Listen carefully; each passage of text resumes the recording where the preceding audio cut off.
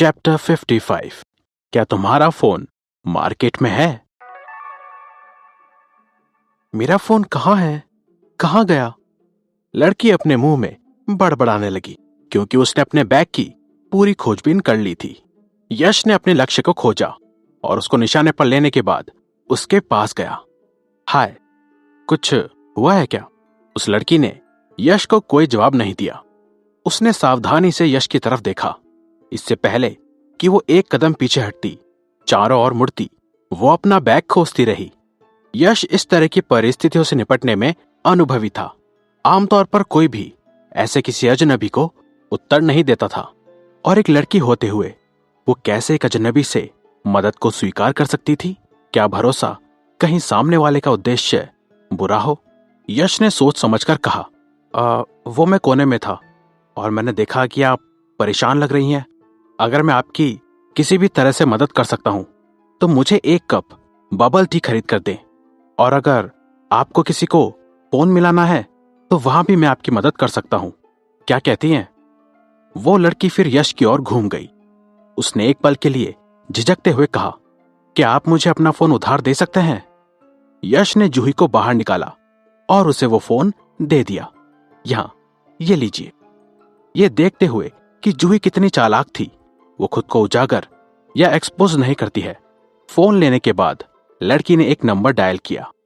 Call लग गया था, और कॉल लगने के बाद लड़की ने इशारा किया और यश को संकेत दिया कि वो एक पल के लिए निजी तौर पर बात करना चाहती थी, मतलब कि अकेले में बात करना चाहती थी।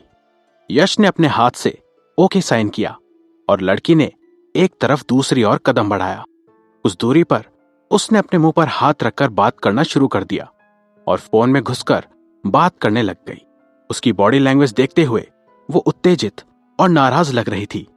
वो पहले से बिल्कुल ही अलग व्यक्ति की तरह दिखाई दे रही थी। वो कॉल पूरे 5 मिनट तक चली।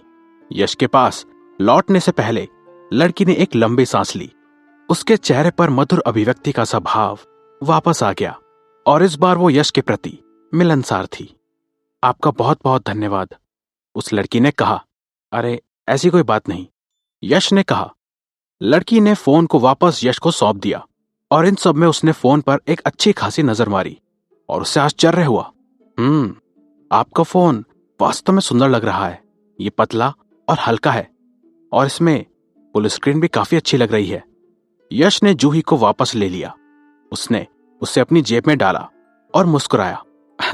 ये मेरे दोस्त की कंपनी का एक प्रोडक्ट है, उसी ने बनाया है ये। उस लड़की ने थोड़ी दिलचस्पी दिखाई। क्या इस फोन का मास प्रोडक्शन स्टार्ट हो गया है? मतलब कि क्या ये बड़े पैमाने पर बाजार में उपलब्ध है? यश डर से ठिठुर गया। फिलहाल नहीं, ये डेमो के लिए अभी एक ही पीस बना है। लड़की ने आहें भरी। ओह अच्छा, आजकल लोकल फोन काफी अच्छे हो रहे हैं। काफी अच्छे फोन्स आ गए हैं बाजार में। मैंने अपना फोन खो दिया है। आगे से ना मुझे एप्पल को छोड़ ही देना चाहिए। यश के ये सुनने के बाद उसने एक सेकंड लिया और कहा, आपका फोन चोरी हो गया है? लड़की ने आहें भरते हुए कहा, हाँ, मुझे ऐसा लगता है। मुझे फोन खोने का कोई मलाल नहीं है। वो तो कोई बात नहीं, नया आ ही जाएगा। लेकिन उस फोन में मेरी बहुत सारी निजी जानकारियां थी, इसलिए मुझे डर है कि कुछ गलत ना हो जाए। मैं यहाँ की लोकल भी नहीं हूं।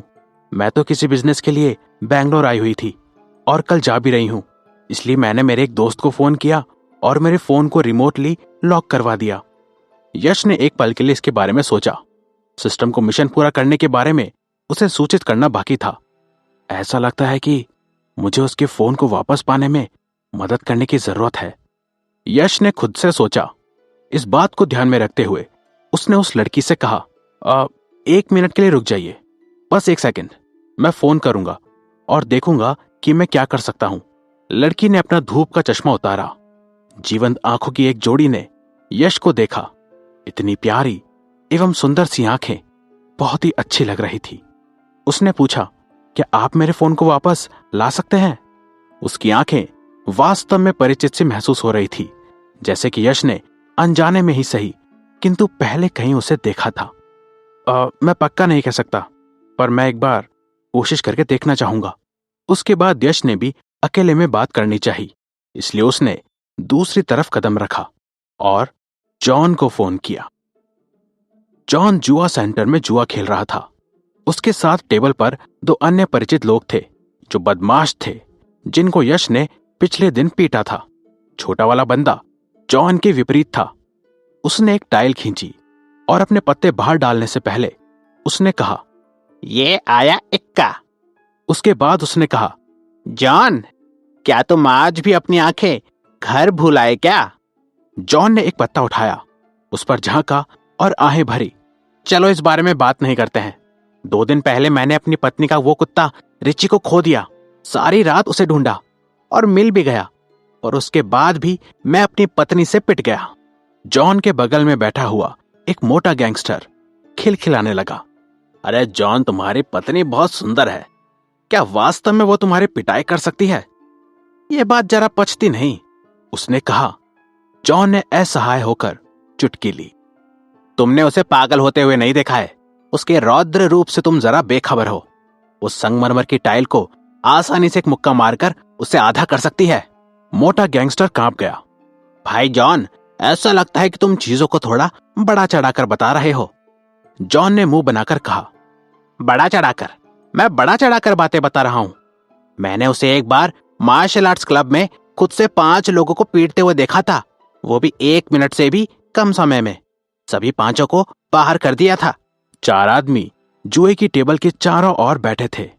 इस बारे में बात कर रहे थे कि जॉन की पत्नी कितनी उग्र थी। इसी दौरान जॉन का फोन बज उठा। जॉन ने उसे उठाया और यश का नंबर देखा। उसका चेहरा तुरंत काला पड़ गया। ये बच्चा सचमुच मेरे लिए पनौती है। मुझे आखिरकार 1 सप्ताह लग गया था इसकी दी हुई मार से अपने आप को खुद को सुधारने का।